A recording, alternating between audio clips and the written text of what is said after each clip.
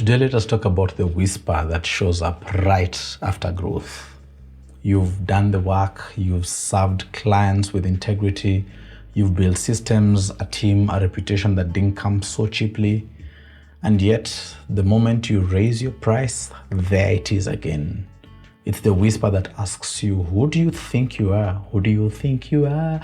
And suddenly your shoulders tighten, your tone softens, and you find yourself trimming proposals, shrinking your presence, doubting the very excellence that you've spent years earning. Not because you lack evidence, not at all, but because some part of you doesn't feel quite ready to be charging that much. You don't think your work is actually worth that.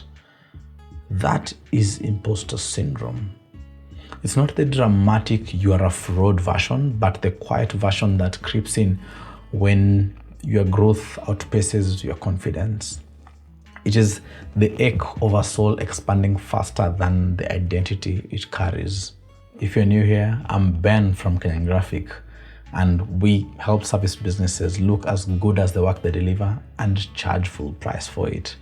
This is episode 12 of the Rebrand Masterclass, and today we're exploring what happens when our inner worth rises but our outer expression lags behind. Because here's the truth that you already know but you keep forgetting. You should charge more because you create more value. You should charge more because you create more value. If a client of yours ends up making 1,000,000 shillings, it will be right to charge 10% of that, which brings you to around 100,000. If they are going to make 100 million, anywhere between 1 to 10% is okay. 1,000,000 to 10 million. That's not greed, that's stewardship. You don't get paid for the time you put in, you get paid for the impact that you had in their lives. And when your impact expands, your pricing and your presence must expand with it. But imposter syndrome blurs the line. It makes yesterday's growth feel like today's normal. You adapt so quickly to your own excellence that you stop noticing it. You stop noticing the clients that you've helped, the outcomes you deliver, the systems you refined, the doors you can now open with ease, doors that once terrified you. That is all proof, real proof. But when you're the one who grew, the evidence feels obvious. In fact, it feels very ordinary, because growth rarely feels like growth. Think of a tree. A tree that rises taller doesn't ask the sky for permission. It simply obeys its design. Its roots deepen quietly, the trunk thickens steadily, and then one day its branches are stretching into heights that the tree has never occupied before. But none of it feels dramatic to the tree, because growth has always felt like normal life from the inside. You are the same. Your roots, the failures, the lessons, the late nights, the team you build, the team you trust, the faith that shaped you, these are the reasons that you can stand taller without collapsing. You are not faking it, you are growing into it. And learning to feel qualified is part of the growth. That distinction changes everything. But many founders get trapped here. They mistake hesitation for humility. They think holding back is noble. They call it modesty, but it's often fear dressed up in virtuous clothing. The fear of visibility, the fear of criticism, the fear of being seen too clearly. And the cost of that fear is enormous. Every year that you undercharge what your work is worth, you're not only losing revenue, you are minimizing your impact. A brand that undervalues itself also underserves its team. It shrinks reinvestment, it weakens innovation, it slows stability. There's a lot that happens. There's a cost to it. When you keep your prices below your capability, you make your excellence invisible to the very people who need it most. The Bible says a worker is worth his wages. That's not motivational fluff. It's pretty much a moral framework that if you create value, it is right, even righteous, to receive value. Undercharging isn't humility, it's incomplete stewardship. He that waters shall be watered. To value your work properly is to honor the one who entrusted you with the ability to create it. It's your way of saying, I recognize what I've been given and I refuse to bury it underground.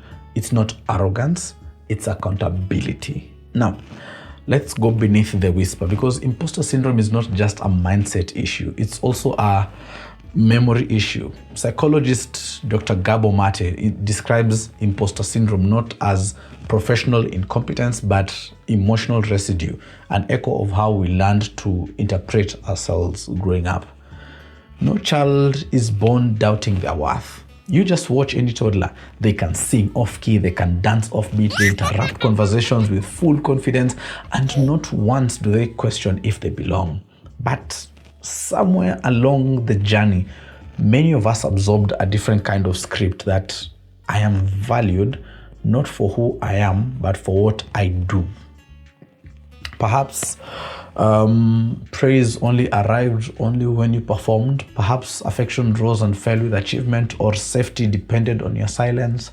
And so, without knowing it, the child learned that if I do well enough, maybe they'll keep loving me.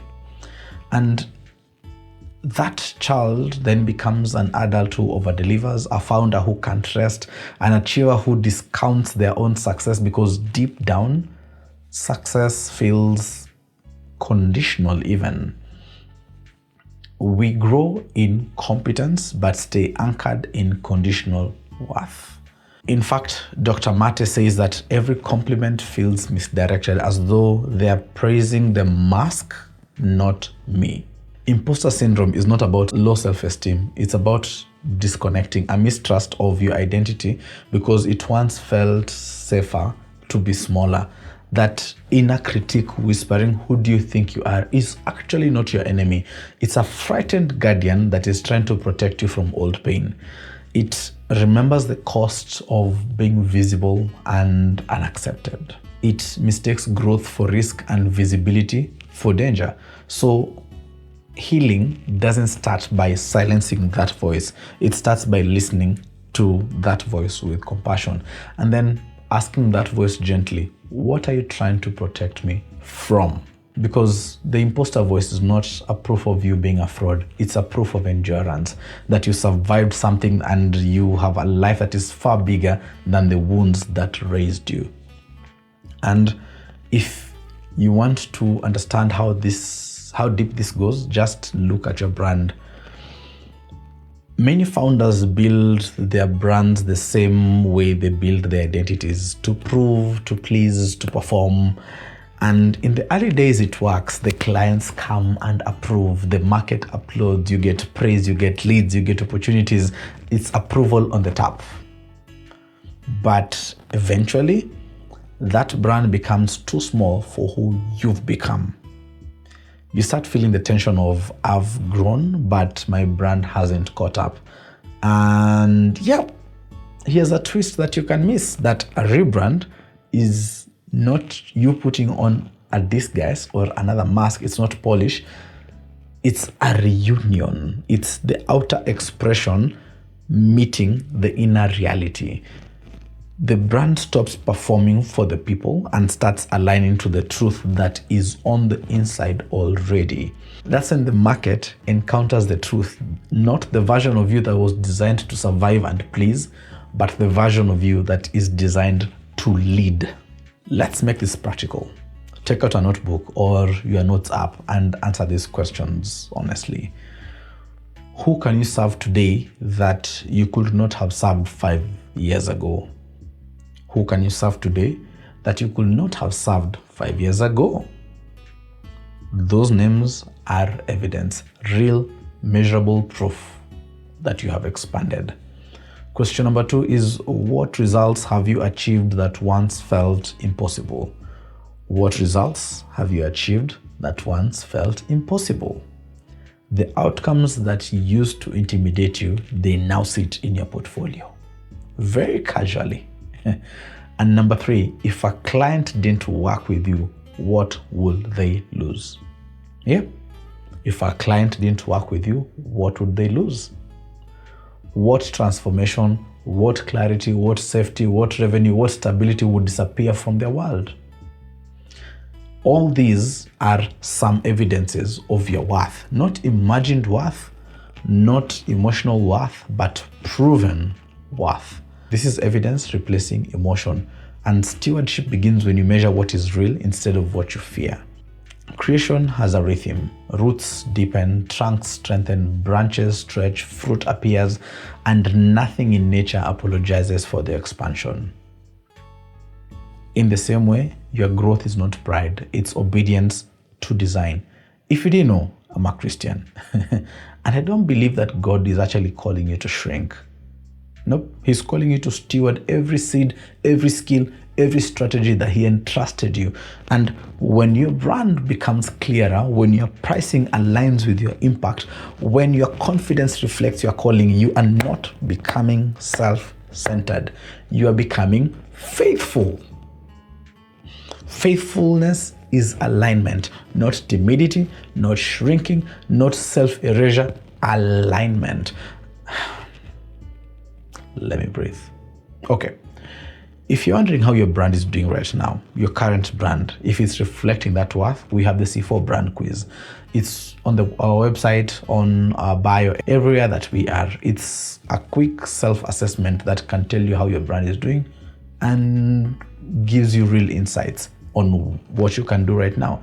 Because awareness is the first step towards that integrity, towards that alignment. And that integrity is what turns confidence into credibility. Then you become credible to the people. So that whisper of imposter syndrome doesn't mean that you are unqualified. It means that you are standing on the border of new territory.